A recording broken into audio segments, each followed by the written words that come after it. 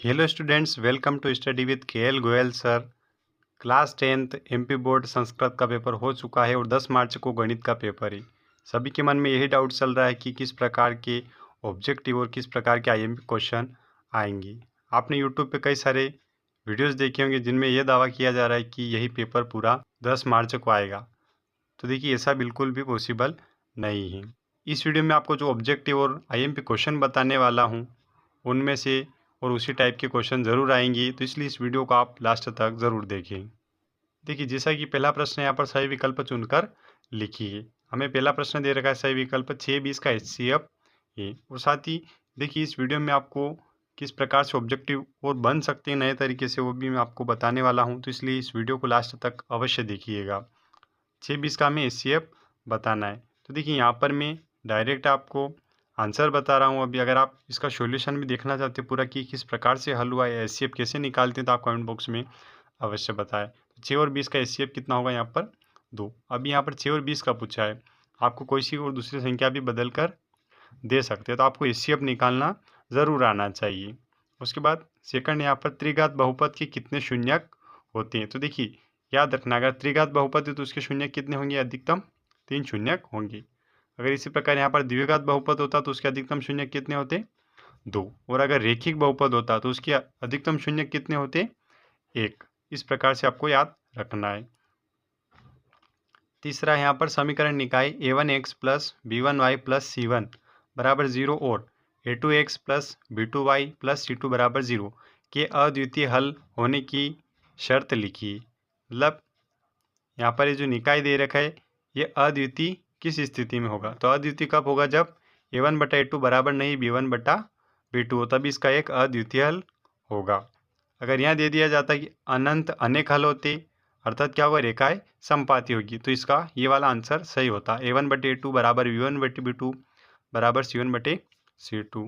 और अगर इसकी जगह ये दे दिया जाता है यहाँ पर कि कोई हल नहीं होगा, तो देखिए, तो इसका आंसर क्या हो जाता है, a1/a2 बराबर b1/b2 बराबर नहीं है c1/c2। तो आपको ये तीनों याद रखने, इनमें से कोई सा भी एक आपसे पूछा जा सकता है।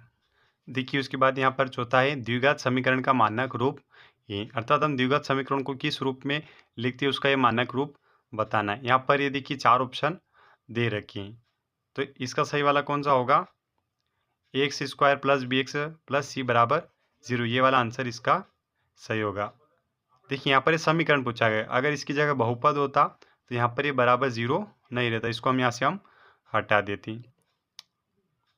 और एक और ये याद रखना है कि ये द्विघात समीकरण, अगर रेखिक समीकरण होता तो उसका जो मानक रूप होगा क्या होता है, ax plus bx plus c बराबर 0, ये रेखिक समीकरण का मानक रूप होता है। और अगर यही बहुपद हो तो बराबर में 0 नहीं लगाना है। अगर समीकरण पूछा जाए तो बराबर में 0 आएगा, और अगर बहुपद पूछा जाए तो बराबर में 0 नहीं आएगा। उसी प्रकार पाँचवा, यहाँ पर AP दे रखी है हमें, यहाँ पर -3 -1/2 2 का 11वां पद है।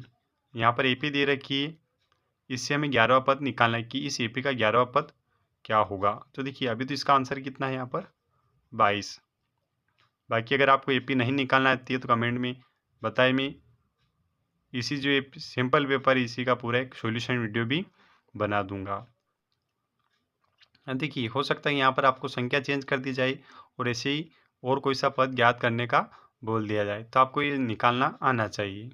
उसके बाद छठा है शंकु की तिर्यक ऊंचाई का सूत्र लिखिए। तो इसमें से कौन सा इसका सूत्र होगा, तो इसका आंसर ये वाला सही हो जाएगा, L बराबर √r² प्लस h²। और अगर यहाँ पर रूट नहीं रहता तो यहाँ पर भी क्या आ जाता है, L² बराबर r² प्लस h², ये इसका आंसर सही हो जाता।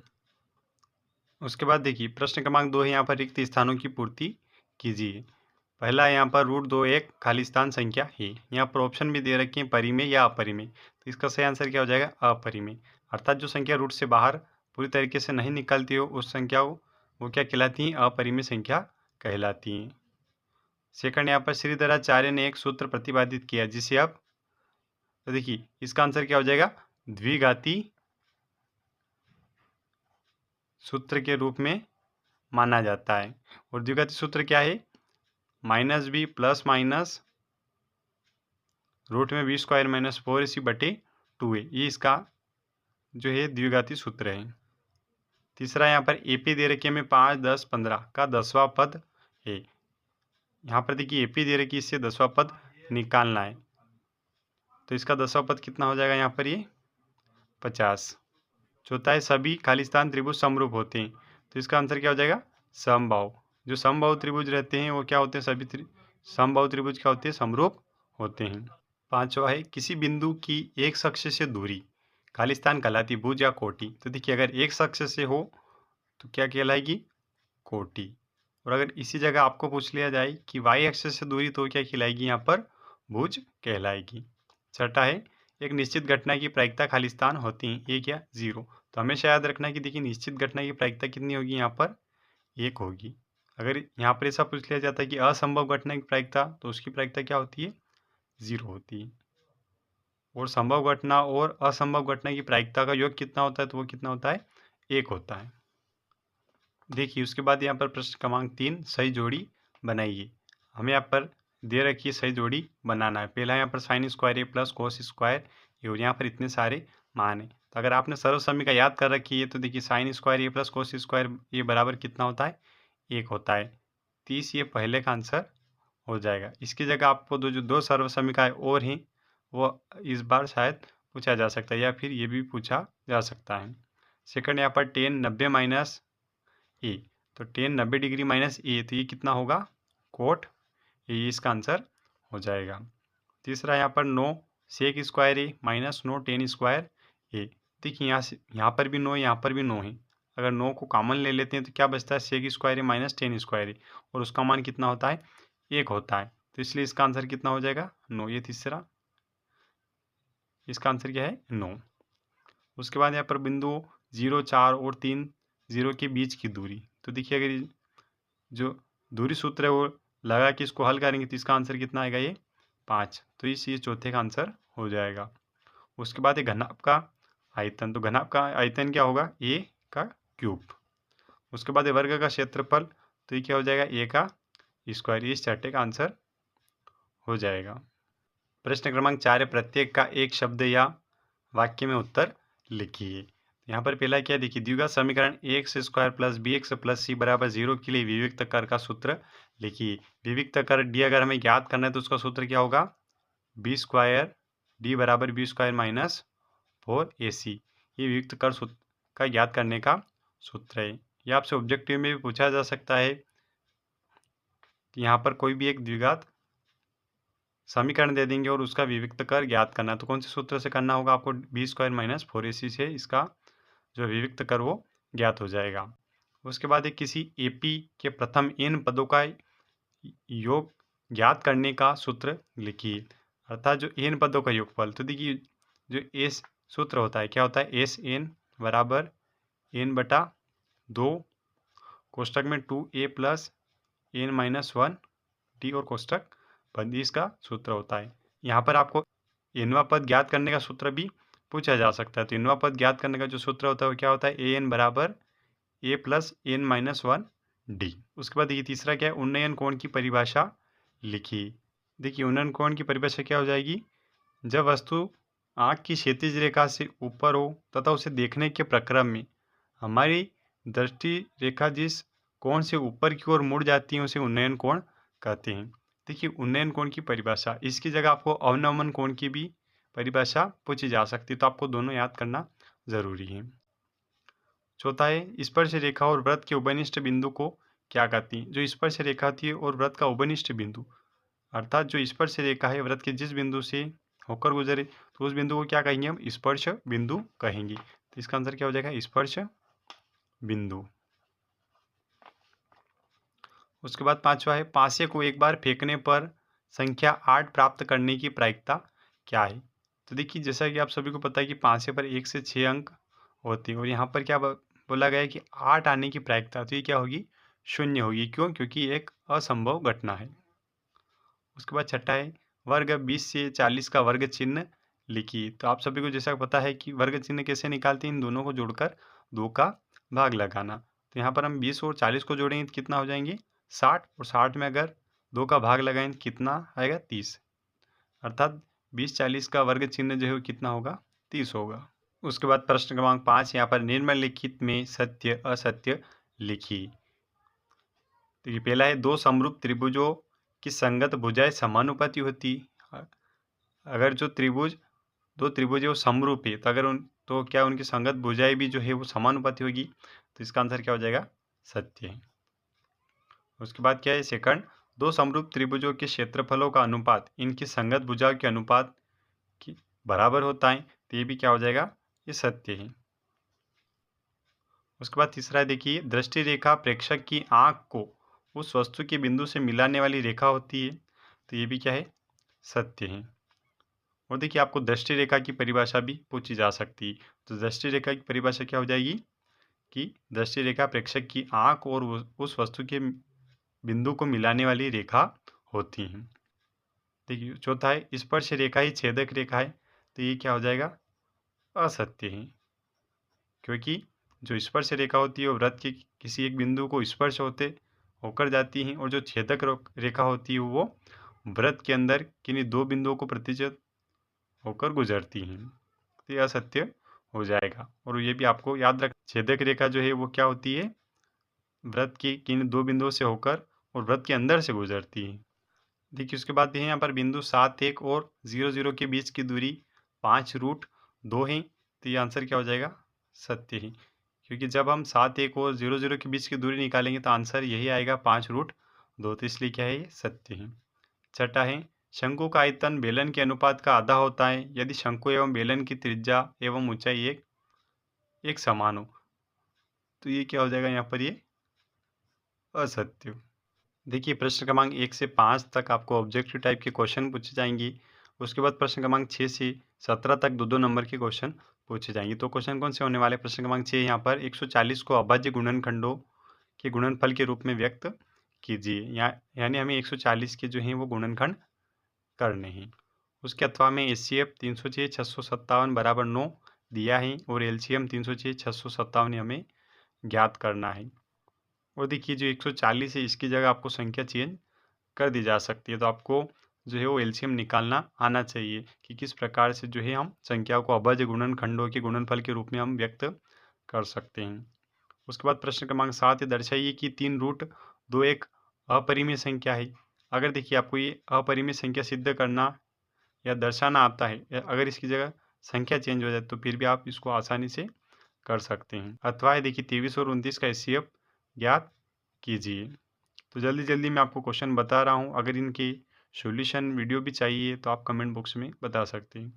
प्रश्न क्रमांक 8 है, 4u² + 8u के शून्यक ज्ञात कीजिए। यहाँ पर हमें बहुपद दे रखा है, इसके शून्यक ज्ञात करने हैं। इसका अथवा है, उसके बाद एक द्विघात बहुपद ज्ञात कीजिए जिसके शून्यकों का योग -1 तथा गुणनफल √5 है। हमें यहाँ पर शून्यकों का योगफल -1 दे रखा है और गुणनफल √5 दे रखा है। इससे हमें जो एक बहुपद ज्ञात करना है। देखिए, प्रश्न क्रमांक 9 है, अनुपातों A1/A2, B1/B2 और C1/C2 को ज्ञात कीजिए। यहाँ पर हमें दो समीकरण दे रखे हैं। तो यहाँ से A1, A2, B1, B2, C1, C2 इनके मान निकालने हैं। देखिए, और इस अनुपात में तुलना करनी है और हमें अनुपात ज्ञात करना है। देखिए, इसका अथवा रैखिक समीकरण युग्म को हल कीजिए। क्या x + y = 14, x - y = 4। ये बहुत ही IMP सवाल है और इस बार भी आपको पूछा जा सकता है। तो ये आप विलोपन विधि या प्रतिस्थापन विधि कोई सी भी विधि से आप कर सकते हैं। देखिए, उसके बाद प्रश्न क्रमांक 10 है, शून्यकों की संख्या ज्ञात कीजिए।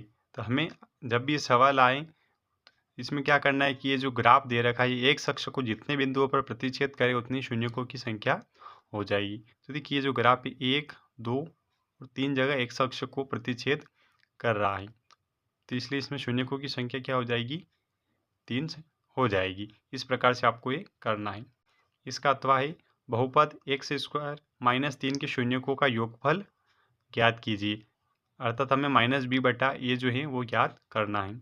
उसके बाद प्रश्न क्रमांक 11 है, जांच कीजिए कि क्या x² - 2x बराबर -2 कोष्टक में 3 - x द्विघात समीकरण है। तो इसे हमें हल करना है और बताना है कि ये द्विघात समीकरण है या नहीं है।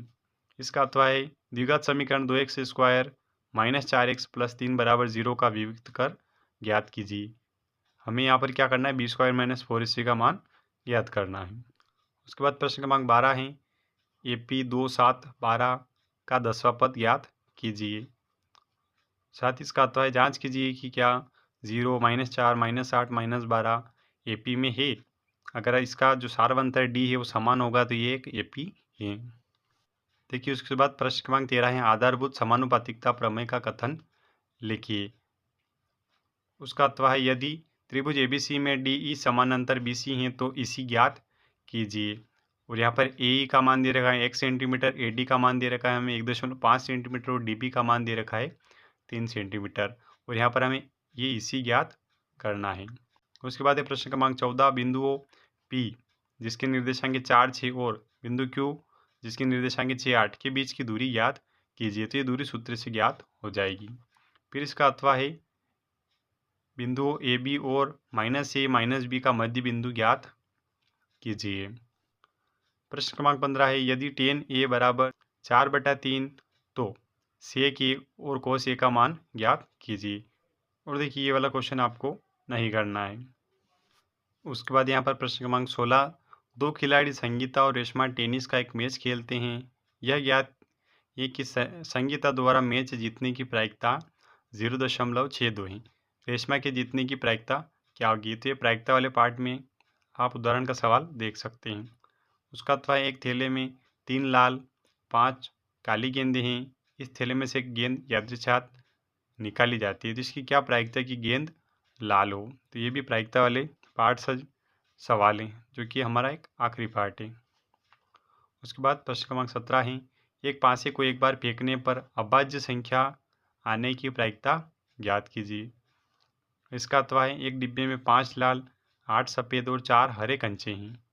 इस डिब्बे में से एक कंचा यादृच्छिक निकाला जाता है। सफ़ेद कंचा निकालने की प्रायिकता ज्ञात कीजिए। तो ये भी आपको प्रायिकता वाले पार्ट में से मिल जाएगा। उसके बाद प्रश्न क्रमांक 18 है धरती पर एक मीनार ऊर्ध्वाधर खड़ी है। धरती के एक बिंदु से जो मीनार के 5 बिंदु से 15 मीटर दूर है। मीनार के शिखर का उन्नयन कोण 60 डिग्री है तो मीनार की ऊंचाई ज्ञात कीजिए। तो ये भी आपको त्रिकोणमिति के अनुप्रयोग वाले पार्ट में मिल जाएगा, पार्ट 9 में। उसके बाद इसी का अथवा है आंधी आने से एक पेड़ टूट जाता है और टूटा हुआ भाग इस तरह से मुड़ जाता है कि पेड़ का शिखर जमीन को छूने लगता है। इसके साथ 30 डिग्री का कोण बनाता है। पेड़ के पाद बिंदु की दूरी जहाँ पेड़ के शिखर जमीन को छूता है 8 मीटर है। पेड़ की ऊंचाई ज्ञात कीजिए। तो ये भी जो 9वां पार्ट है हमारा त्रिकोणमिति के अनुप्रयोग उसमें आपको क्वेश्चन मिल जाएगा। देखिए उसके बाद प्रश्न क्रमांक 19 ये सिद्ध कीजिए कि बाह्य बिंदु से वृत्त पर खींची गई स्पर्श रेखाओं की लंबाइयाँ बराबर होती हैं। तो ये भी आपको जो पार्ट 10 है वृत्त उसमें आपको ये मिल जाएगा। उसका अथवा है एक बिंदु A से जो एक वृत्त के केंद्र से 5 सेंटीमीटर दूरी पर है। वृत्त पर स्पर्श रेखा की जो लंबाई वो 4 सेंटीमीटर है। वृत्त की त्रिज्या ज्ञात कीजिए। उसके बाद प्रश्न क्रमांक 20 है यहाँ पर 6 सेंटीमीटर त्रिज्या वाले एक वृत्त के एक त्रिज्य खंड का क्षेत्रफल ज्ञात कीजिए जिसका कोण 60 डिग्री है। यहाँ पर हमें त्रिज्या दे रखी है और त्रिज्य खंड का क्षेत्रफल ज्ञात करना है। साथ ही जो कोण है थीटा है उसका मान भी हमें दे रखा है।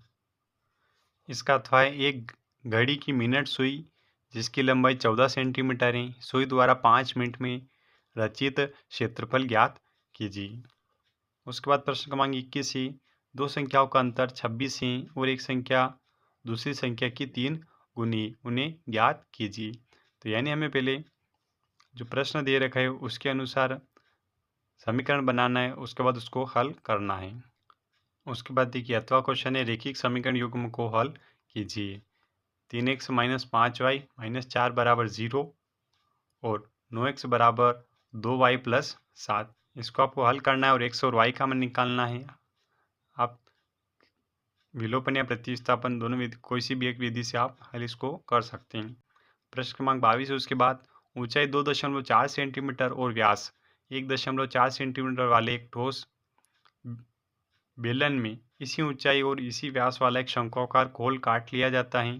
शेष बचे ठोस का पृष्ठीय क्षेत्रफल ज्ञात कीजिए।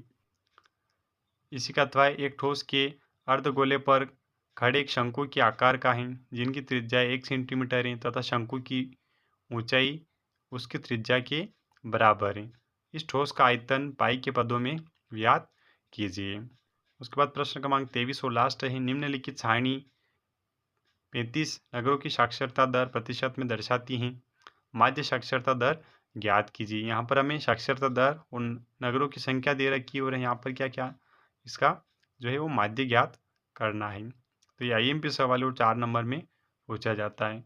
अगर ये नहीं करना चाहे तो इसके अथवा हम क्या है, निम्नलिखित आंकड़े 225 बिजली उपकरणों के प्रेक्षित जीवन काल घंटों में की सूचना देते हैं। उपकरणों का बहुलक जीवन ज्ञात कीजिए। तो देखिए यहाँ पर सारणी दे रखी है और इससे हमें क्या करना है, बहुलक ज्ञात करना है। तो कुछ इस प्रकार से आपको बताए। अगर आप मैथ से की और भी IMP ऑब्जेक्टिव और क्वेश्चन देखना चाहते हैं तो कमेंट में बताएं। साथ ही वीडियो अच्छी लगी हो तो वीडियो को लाइक और चैनल को सब्सक्राइब भी ज़रूर कर लें। और ये अवश्य बताएं कि वीडियो आप कहाँ से देख रहे हैं।